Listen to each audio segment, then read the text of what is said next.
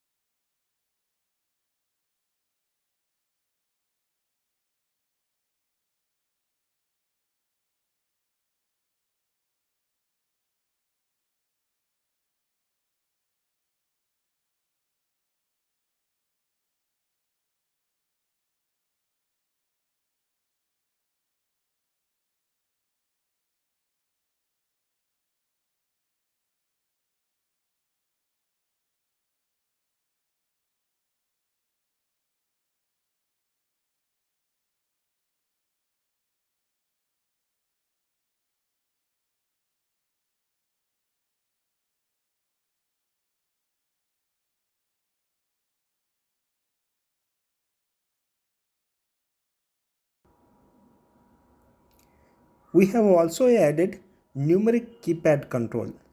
With this, you can directly control your entire CNC machine with your keyboard.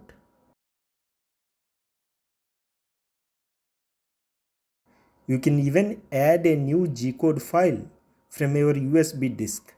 This option loads the first G-code file which is present in the USB disk and is connected to your Raspberry Pi.